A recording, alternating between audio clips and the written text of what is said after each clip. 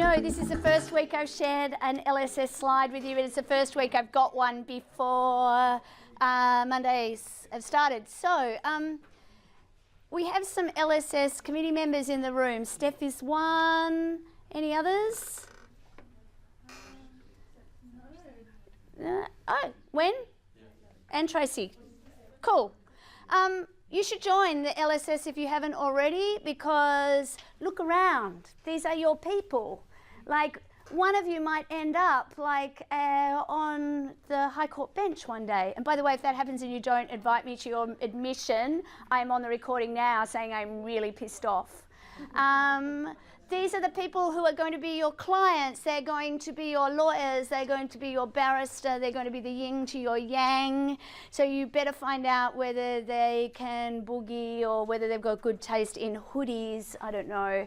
Like, you know, it's really hard these days at uni. Like, you come at night, you've got jobs. If you don't actually spend a little bit of time getting to know your people, it just feels like a waste to me. I had some really good people when I went to uni, did my law degree. I see them all the time. Then there were the other ones, some of whom are now in jail. One of whom was the treasurer of the whole country and then an ambassador in Washington. Another one who's a Supreme Court judge now. Yeah, they all end up here. Your people do interesting stuff. So there you go. Okay, there is a dinner. I believe there is, what did you call it, a fun factor? Like a threshold. There's a threshold of funness before you can go. I'm working on the basis I'm going, so it's a pretty low threshold. So I think you should be there. Yes, so be a representative. Leo Cussin's probably a little bit early for you guys to be worried too much about that, but get involved. Last week's feedback, I'll share this later, but basically, as is always the case, everybody's confused about unilateral and bilateral contracts. One of the things I would like you to remember is the distinction is very rarely important. And I'm thinking even the conversation we had today about acceptance of a unilateral contract will have helped in that discussion a little bit. The challenges included both the volume of reading and the complexity of the cases and the language of the cases. Again, you are not alone. I can't make it easier other than one of the ways that you can see that I'm teaching this is we will have more discussion in the classroom, and I am making those little videos which are which include the case notes as we go. So I'm aware of these things. I will be trying to raise them as we go. This is early days. There were people who, yeah, they found it really interesting that there's a difference between an offer and an invitation to treat. Understanding that an invitation to treat is actually a thing is pretty cool. I was interested, a few people said that they thought that the stuff about electronic contracts in the reading was a bit superficial, which to me suggests I'd like to know more about that, which is thinking like a lawyer, so that's good. And also people are keen on learning more about estoppel. You might regret that later. Stuff that's helping. One of the things that came out, which I didn't put there, is there are still a few instances of things in the materials that point you to something called the mentor materials. The mentor materials are some materials that come from the publisher of the textbook.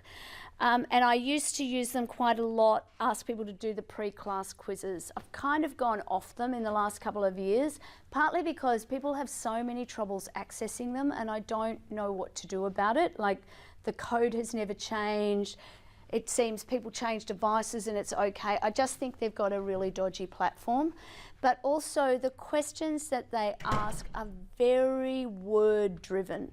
And I think they really depress people, and they're not the kind of questions that you're going to get asked in an exam. So if you are having trouble with that and you're trying to access it, the best thing to do is go via their website for help. Because the code that I've given you is the correct code, it's fine, and lots of students have had trouble with it in the past. But quite frankly, you've got a lot of stuff to do. and I'm giving you lots of other quizzes and things like that. So I wouldn't worry about it personally. I need to. One of the things I don't like about Canvas, and I've got to say there's lots of things about it I love compared to the system we had before, it's just so good. But one of the things I don't like about it, it's not easy to search across it. So if you've got some piece of information hidden in it somewhere, so my hack for that, for those of you who want to work out, is you can make an EPUB in Canvas. So how you do that is you go into your own settings and you go to download the course materials, and you can create an EPUB that you can read in any e-reader like Kindle or Mobi or whatever, number one. So, but also if you use this, lots of different free e-readers out there, and most of them will let you print to a PDF if it's not locked down. So once you've got all of that stuff and you print it to a PDF, as long as you can, please look me in the eye and say, I'm not just going to randomly print all the pages because I can, because some of us like trees, but what you can do is use the magic, which you cannot do when you've printed it out, the magical Control F. So you hold down, or in Apple language it's something different, Apple key F, something like that. Control F, basically that brings a little find box and you can search for the thing that you're looking for. I'm going to do that with Canvas and try and get rid of these stupid references to Mentor, because I think they just worry you and they're not overly helpful. But Control F, you can do it with every subject. You're welcome. Somebody also asked about, there's a number of references, good pickup in the text, particularly to the differences between the common law and civil law, particularly French, German, etc. Do you need to know about that for your exam? No. Do you need to know about that because it will help you at some point in time in the future? Answer to that is it depends. Some of you, so I hope you don't mind me using your name, so Wen and Tracy over here, they have their own migration pack practice. And one of the reasons, again, just give me a dirty look if I'm saying something I shouldn't, one of the reasons that they told me that they were thinking about studying law to start off with is because they could see a way of expanding their business for a client base. So one of the things that it might be relevant to them in particular, again, assuming if you have a migration practice, that means most of your clients probably come from another place, which means there's a different jurisdiction or a different law in that place, which means they will make assumptions about how the law works based on the place they came from. So the more opportunities you have to notice the similarities and differences between the way the law works here and the way it works in places where your clients might come from, I can see a real advantage in doing that. Those of you who have, because you're all JDs, right? So you all have undergraduate degrees. So most of you will have some kind of particular interest, or possibly you're even working now, that makes you think about some particular area of the law. Where there is an international component that will be of more interest to you, I would just note it as you go. I would not stress about it overly, but it is useful stuff and it's a contrast. And often we can understand something by working out what it's not. And that comment was made in the reflections a couple of times. We seem to be working out what an offer is by looking at what it's not. And again, I don't apologise for that. Questions, concerns, frustrations? There is value for you in taking a couple of minutes in doing those little reflection tasks, because they do focus your mind on what it is that was hard for you this week, which will help you in actually it's close to 10 weeks' time when you're starting to put your materials together to prepare for an exam.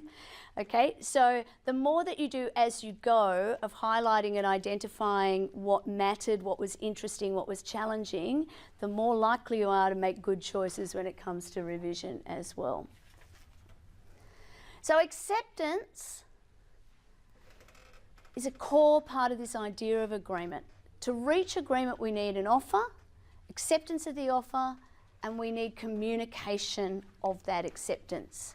So literally follow the bouncing balls. There is an offer, it needs to be accepted before it's withdrawn, and that acceptance needs to be validly communicated, and then we have an agreement. So pretty simple and straightforward, in theory at least. Acceptance, we know what it is, and it's an unqualified assent to the terms of an offer still open. Now, I can see myself using that software again for quizzes. I will add music if I can. But one of the things I like about it is I can get a little bit more language in there. And I think with each of those principles, it's worth linking to it in your own notes a case that demonstrates that principle, because that's how you provide the authority. So Taylor and Johnson is really, from an Australian point of view, the most useful case for you there. So I'm going to fly through some of these things because we've spoken about a lot of them. Different kind of issues arise with acceptance. And most of them we've actually already spoken about today. Where I would like to spend a little bit of time today is talking about the postal rule and talking about electronic communications in particular, because I think that's a place where people can get stuck. The other thing I want to spend our valuable time with in the room is talking about what happens when we can't see a clear offer and a matching acceptance, how we work out what that looks like. Mr. Knight signed what's called an HP agreement, or a hire purchase agreement, with a company called LATEC to purchase a television. So this is 1969, it's a New South Wales case, so chances are that the parties concerned are a little bit different. But imagine you've gone into a big retailer, Harvey Norman, The Good Guys, David Jones, someone that sells furniture and televisions and computers and stuff like that. And Mr. Knight has gone in there and he's picked his TV that he wants to buy, and the salesman has come to him and said, we can organise finance for you on this. You can take it away today, you don't have to pay anything today. So can you imagine that scenario happening? So the vendor of the television is not LATEC. What LATEC were doing was selling finance. So they most likely had another agreement in place with, can I just call them the Good Guys for the sake of it, because I can imagine buying furniture from the Good Guys. They've gone to the Good Guys, and LATEC have some kind of arrangement with the Good Guys, where they most likely pay their salesperson's commission for selling finance, and that they most likely every month they get a bill for the however many television sets that they were sold under finance that month. They pay it all in one go, and then they've basically owned the hire purchase contract. So the document itself, so the contract, expressed to operate as an offer by night that was irrevocable for 7 days and not binding on LATEC until it had been signed by LATEC. So let's make sure that we understand that. So Knight has entered into a contract, so he signed a document that is formulated as an offer.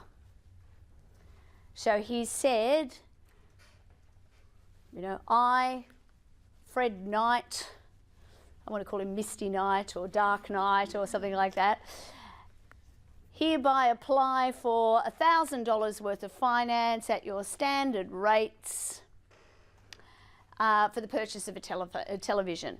And then the terms will set out when repayments had to be made and what happened if he was late and all the rest of it. But it was formulated as an offer by him. It was formulated as an irrevocable offer. So what does that mean?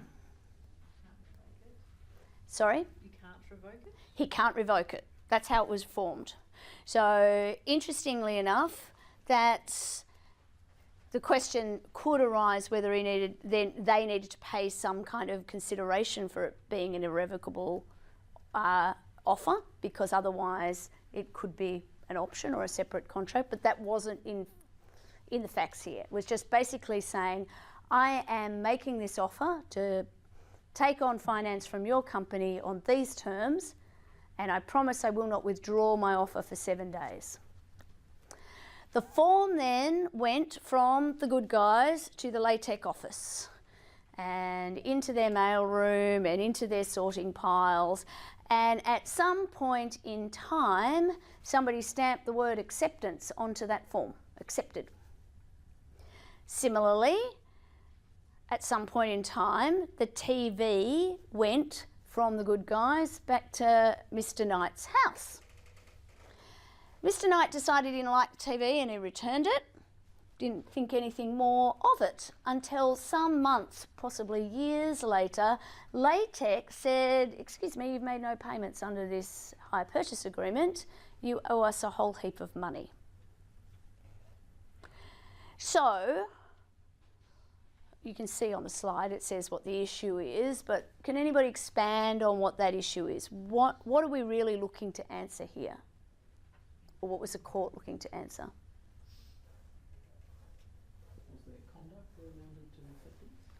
Was there conduct that amounted to acceptance? Why does that matter? What are we really trying to answer here? Really fundamental at the most basic level.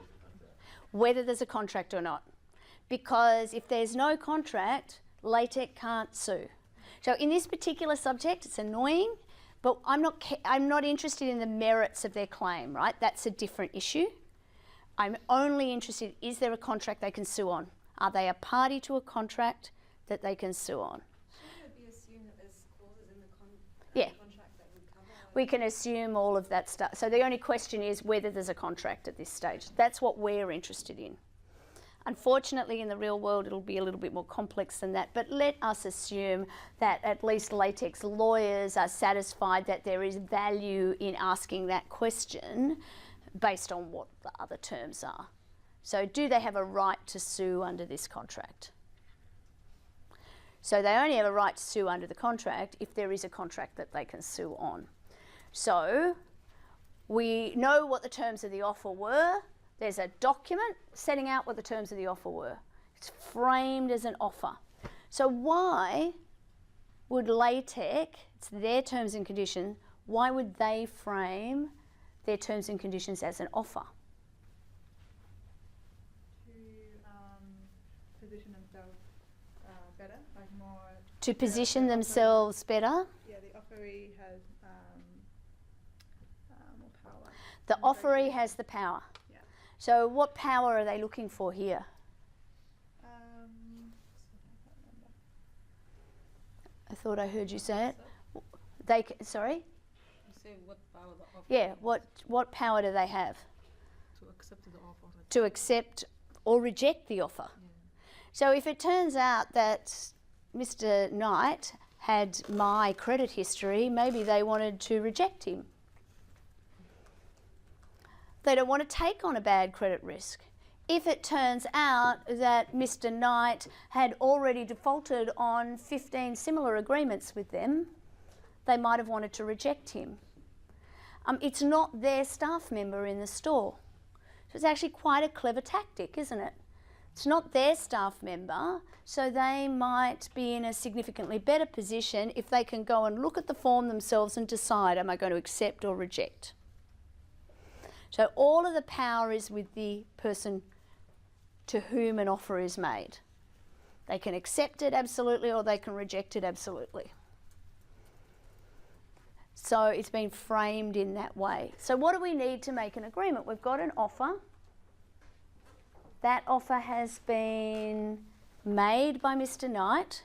So how do we make an agreement? We need an acceptance. We need an acceptance, absolutely.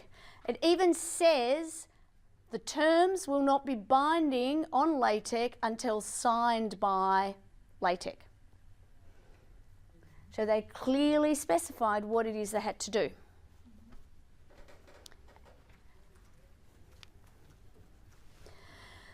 So the Court of Appeal applied what they called the ordinary rule. A contract is not made until acceptance of an offer has been communicated. Any variation of the rule must be made clear in the offer, generally in one of two forms. You can provide acceptance by doing of an act without any communication, as was the case in Carlyle and Carbolic Smokeball.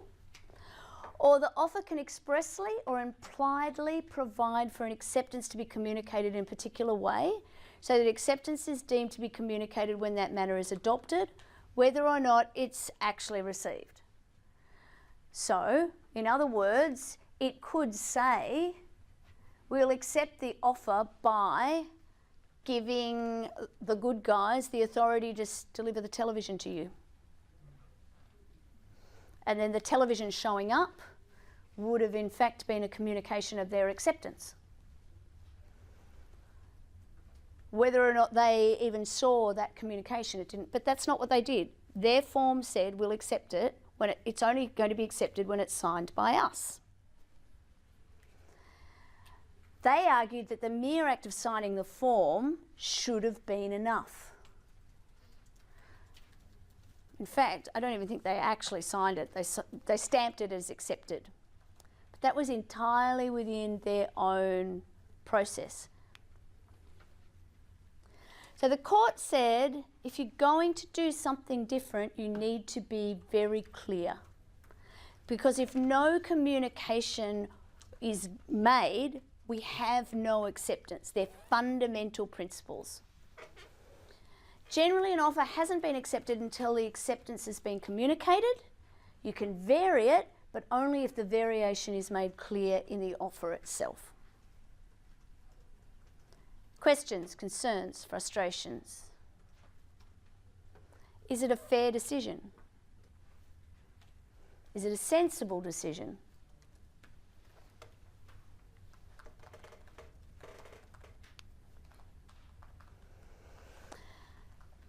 So, you have the principle. I'm working on the basis that silence is golden, and even though we've been talking about how silence can't be acceptance, I am going to treat a silence as being my acceptance of your understanding of where we are at. So once I've got a principle, then the question becomes, do we have any exceptions to it?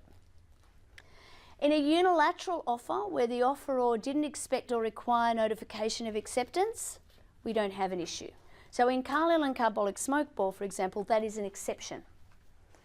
Because one of the arguments you'll remember that the Smokeball company made was, even if we made an offer, and even if she accepted that offer by doing the things that we said she needed to do, she didn't communicate her acceptance to us. And it's a basic principle of contract law that communication needs to be accepted. And the court said, well, hang on, that's kind of ridiculous. You sell thousands of packets of this medication every day, every week, every month, whatever it is.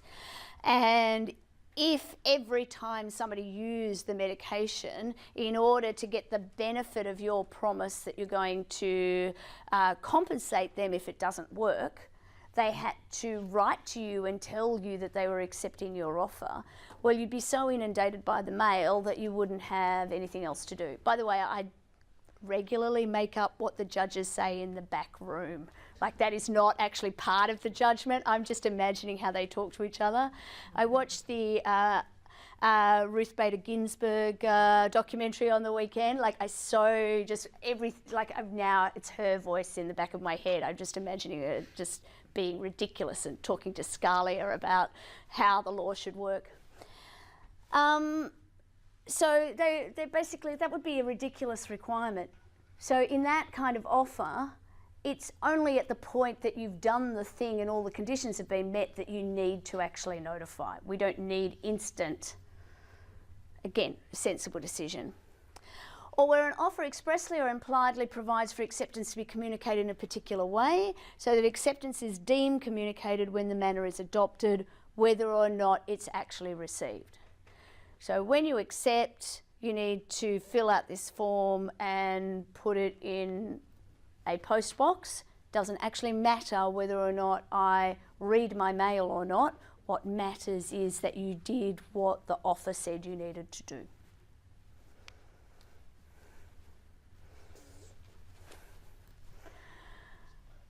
Okay, we've talked about this before. I'm going to go here. All right, I will now want to talk briefly about the postal acceptance rule. I'm not going to enjoy editing these today. There's too many little breaks I'm going to have to get rid of. Oh, really? Really?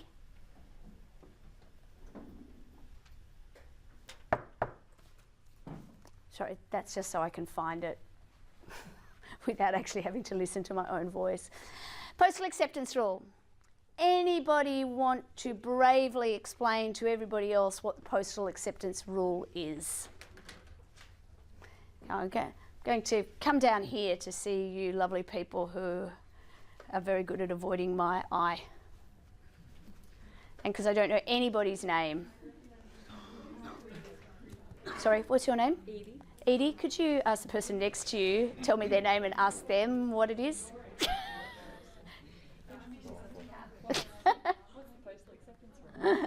I'm Nicola. Hi, Nicola. Sorry, can everybody... Nicola's going to try and help me here. It's really mean, I know. Nicola, what do you think the postal acceptance rule is? I really don't know. I assume it's just accepting by post. Acceptance by post, that's what it's there for. Anybody else here want to add something? Is the postal acceptance rule the primary rule that we use for working out whether there's acceptance, or is it different? What is it? It's different. It's an exception, because we learn what the law is by studying the exceptions to it. I know it's annoying, but it seems to happen a lot, particularly in this subject. So before we work out what the postal acceptance rule is, what's the general rule before we talk about the exception? When read. It's accepted when read. It's accepted when read or when received. Sorry. Actually received. So a communication is deemed to be received at the time and at the place. Sorry, a communication is made at the time and at the place that it is received. Sorry, just, the other day you were saying about when it becomes available from the server. Okay, we'll get to the server next. Like, it's Oh. bugging me for a I can't get through it. I'm like, how's that? The cave you fear to enter is the cave you need to enter, or something. I'm trying to be Yoda. Could you see? Okay, so the general rule is, let's just talk about all communications. As far as the law is determined, there are all sorts of communications that people need to make. And clearly, that I accept your offer is an important one. The time and the place for the communication is the place and the time where it is received. So as a general rule. So if we are in this room and I communicate to you my acceptance of your offer, you might be thinking about something else entirely. Like I'm actually thinking about Star Wars right now. But you might be thinking about Star Wars, you might not be listening to me, but I am communicating my acceptance right here, right now. And so any agreement that we made is being made at approximately 11 minutes past 8 p.m. on, I think it's the 24th of March, 25th, 2019. Australian Eastern Summertime, right? So we know exactly where it is. If I sent you an email, I might send you the email right now. You might not read it until sometime tomorrow, because you are so gainfully employed right now that you haven't got your phone out reading your email. You might read it on your phone, you might read it on your PC, you might read it at the local library. It doesn't matter where you read it. But I sent you an email right now, and you could have received it. You could have picked it up at any point in time from the point of time it hits the server that feeds your email inbox. But you can normally see when something's been read, like you can get a transaction for that. But I mean, you'd have to get IT experts to go and see that. And IT experts are often brought into these when they're relevant. Yeah. But I think that you will find when you look at, do you have email on your phone? Yeah. What are the chances that you've got an email that you haven't read? Plenty. Okay.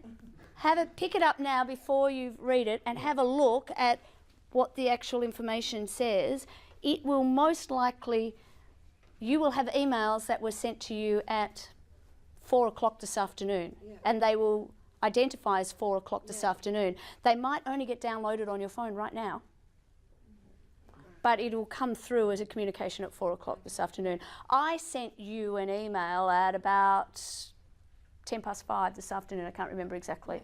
So that email, that will be deemed to be, that communication is made at the time it was capable of you receiving. Now some of you, I'm assuming all of you actually, you've got your phones and everything set up, so if something comes from me, you read it immediately, no matter what you're doing.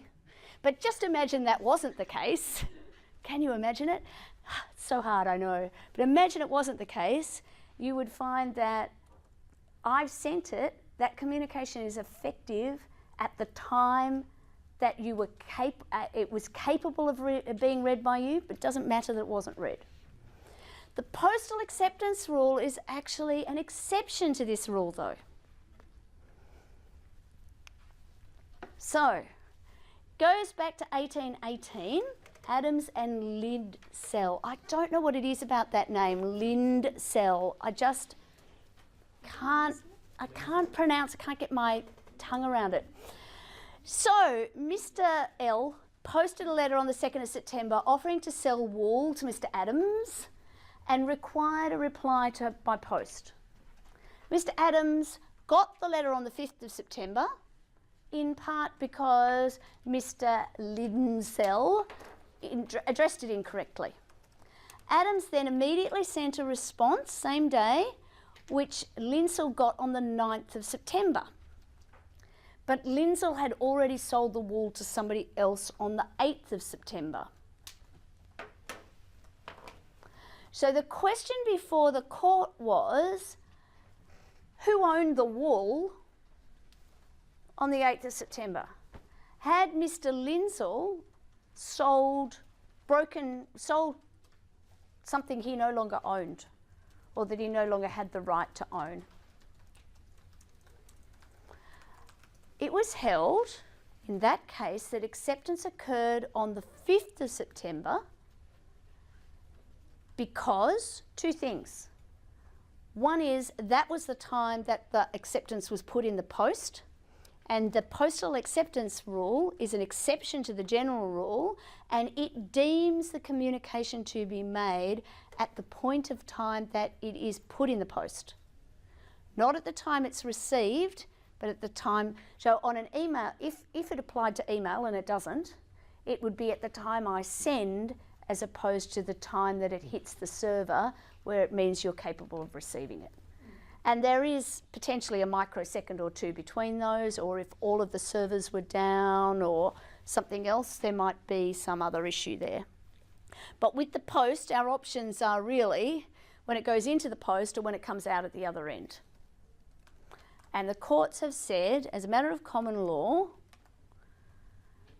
postal communications are deemed to be made at the time they're put in the mail.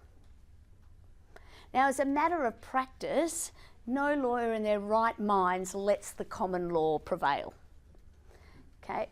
One of the things that I would suggest that you do, and you will have to do for not this upcoming assignment but the one after that, is have a look sometime at the Encyclopedia of Forms and Precedents, which is basically a database that's available to you in the library of template agreements for all sorts of different things.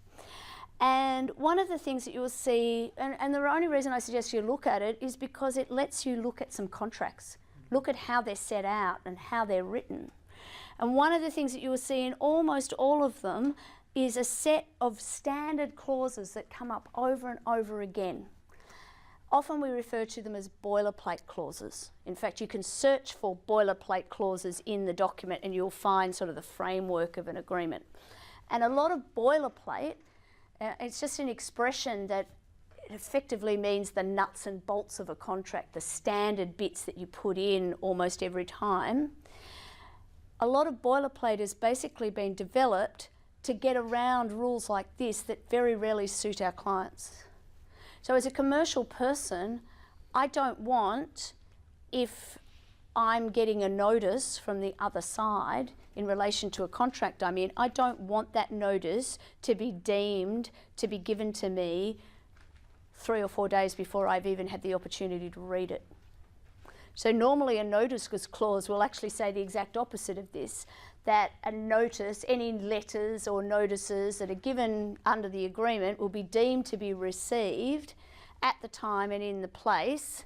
So it'll actually say they'll be deemed to be received in Melbourne during business hours. If it arrives outside, so it'll be deemed to be received at the point of time that it's arrived. If it arrives outside of business hours, then it'll be deemed to be received on the next business day. So a letter that arrives at 5:30 on a Friday night of a long weekend will be deemed to be received at 9 a.m. on the following Tuesday. Because the parties can create their own private law. But if there's nothing in the agreement that says that, and if the parties haven't created their own private law way of dealing with the issue, and you send a letter to somebody under an agreement that doesn't deal with it, to this very day, that letter will be deemed to be sent to them at the point in time when they actually, that you post it. Now, somebody pointed out that for revocations of an offer, there does need to be an actual citing of that revocation. It's not enough to just communicate it, that there needs to be a revocation as well. Oh, the case is not in the top of my head for that one, but I can send it to you if you want to. But we talked about that in the tute last night. So the common law rule has long recognised, or the common law has long recognised the postal rule as an exception to the general rule.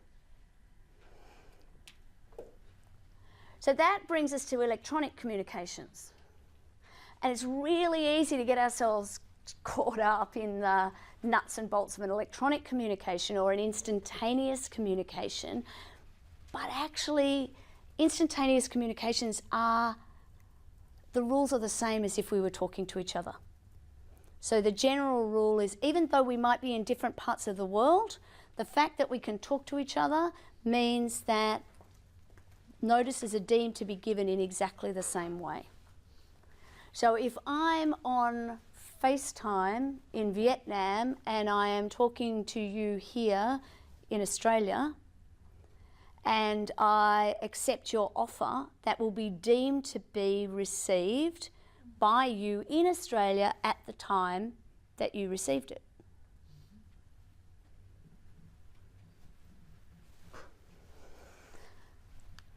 I guess the actions associated as like that would take into account too.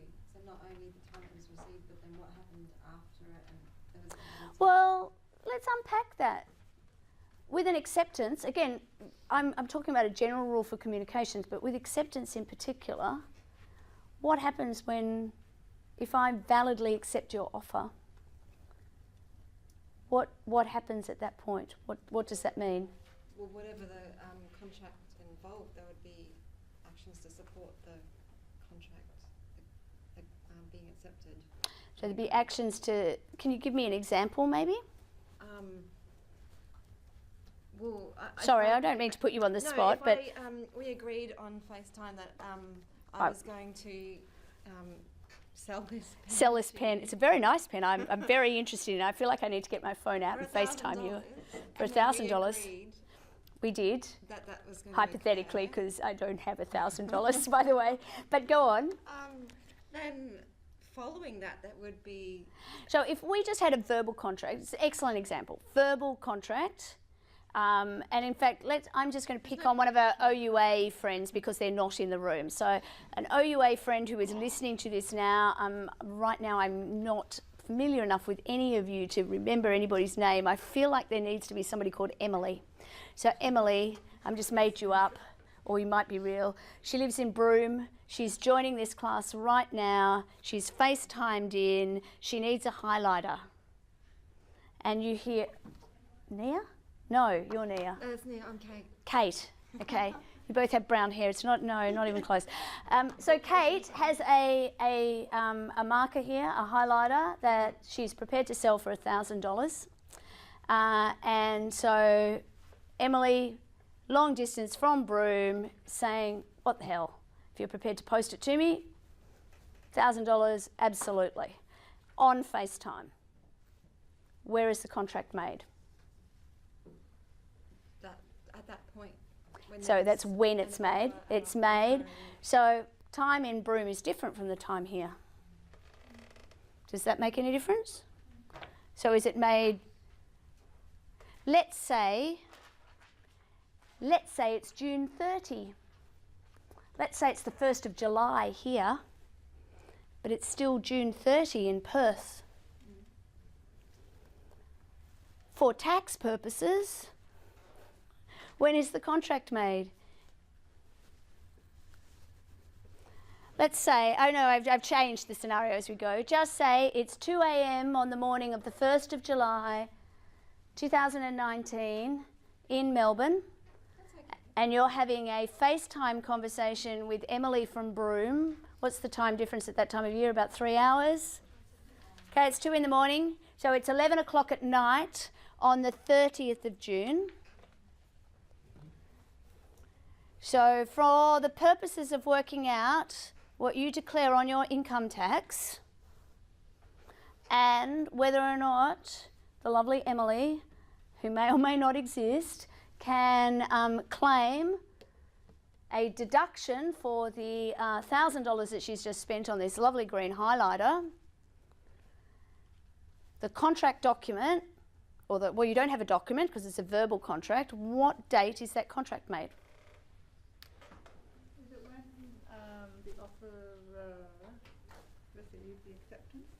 Yeah, it is. The general rule will say that it'll be when and where. The contract will be made when and where the acceptance is communicated. So acceptance is communicated. Hold on to that for a second. We'll look at a case. Just in case you think I'm just making these things up, we do have another 5 minutes before some of you have to run, but we're going to look at the Brinkenball case. I didn't make that up. As the Austrian case. So it's not FaceTime, it's old-fashioned telex machine, but I think you're going to see the point. Well, I hope you're going to see the point. Can you have a term to reverse that rule? Can you have a term to reverse it? Yes, you can. And in fact, mostly you will. Most written documents would have a jurisdiction clause and would actually specify where the contract is made, so the parties would agree. That was another question I had. And they would also agree in relation, in a commercial transaction, to where time would be. Sorry? Claire.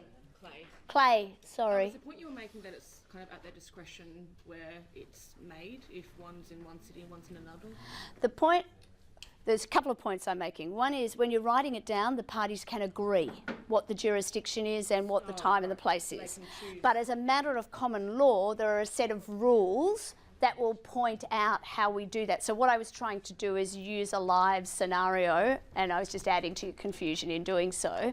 But Brinkenball and Stag Style is where I'm going to finish today, because this is exactly the kind of scenario that they had for exactly that reason.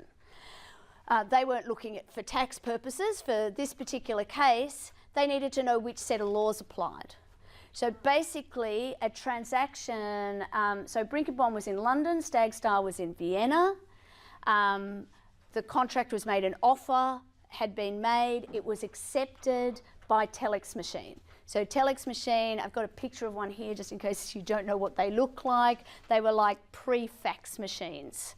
You're all nodding as if I'm being condescending, but I've been in many classes where people didn't know what a fax machine was. So the question before the courts in this particular case is, where was this contract made? They weren't as interested in when, but they would, because there was no particular matter turning on that. But the laws in Vienna are completely different from the laws in London. So basically, the question is between the two of them. Was the acceptance affected when the telex was sent? So in other words, the postal rule approach? So the answer would be London, or is it where it's received? So in the FaceTime example with the mythical Emily from Broome, got the same question. Do we apply it where it's sent from? So is the contract made in Broome at the time where it's made, or is it where it's received? In Melbourne, 2 o'clock in the morning on the 1st of July. High Court held that the contract was made in Vienna.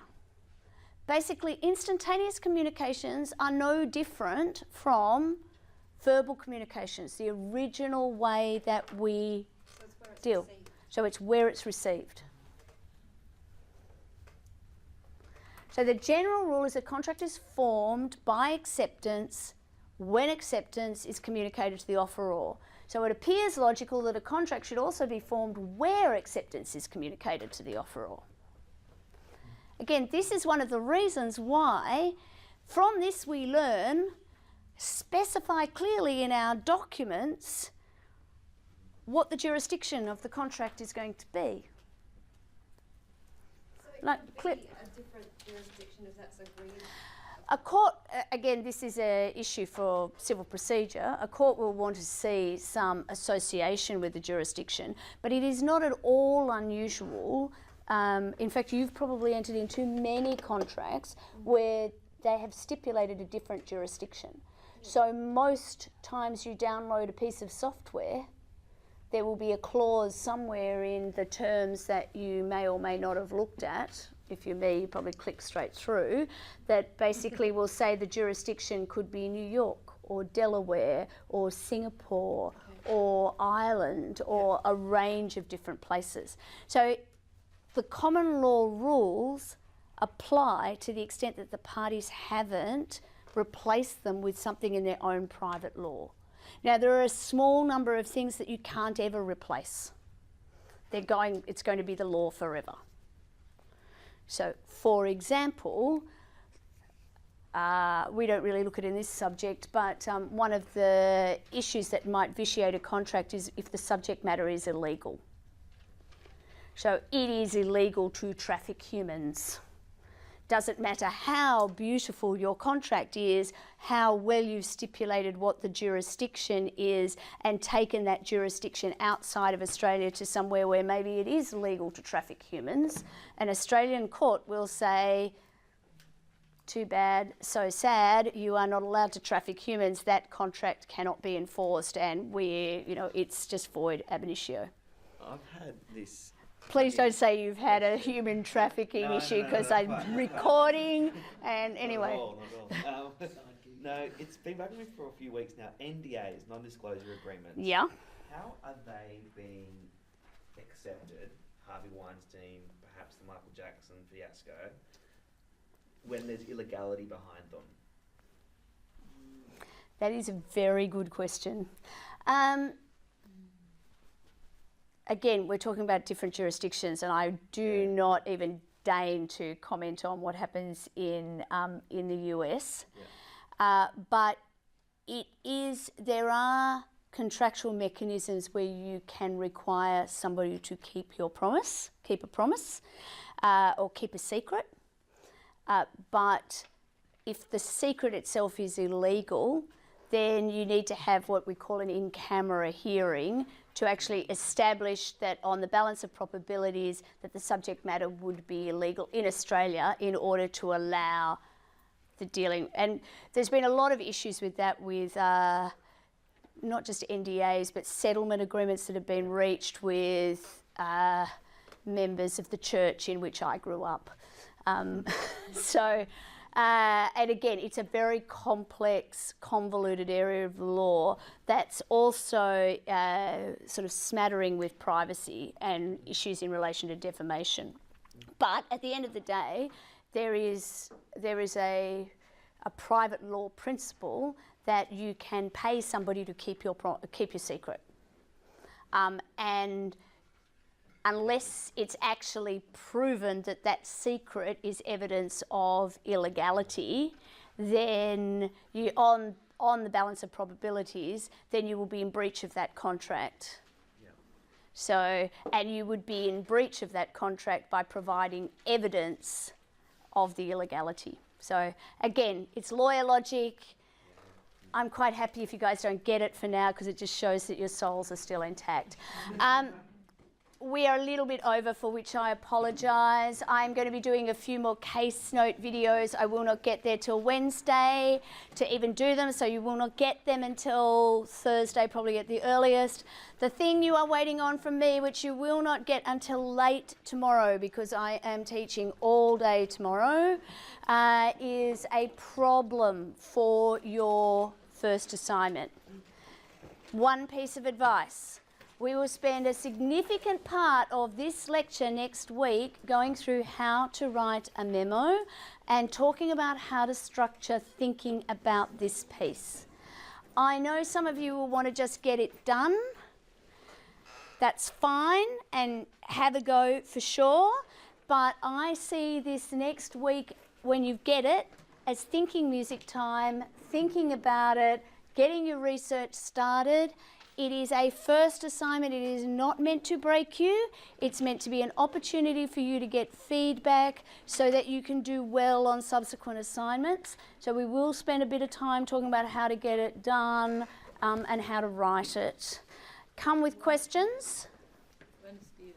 I can't remember when it's due. Somebody, I don't care when it's due. All I know that I've had to... sorry, do you want an extension already? In relation to extensions, seriously, if you do need an extension, you will need to write to me, you will need to give me reasons. If you are clever, you will look at the policy and your reasons will match the policy. Because you're going to be lawyers and it's just embarrassing when I write back to you and frame how you might approach that differently next time. Okay, there is a policy, it's not hard to find. The words unexpected circumstance are a good couple of words to use. All right, guys, have a great week. I'll send a checklist around with the next slot. You guys at home, sorry we had so many technical interruptions. And you too are very welcome to ask me questions if and when you are ready to do so. Cheers.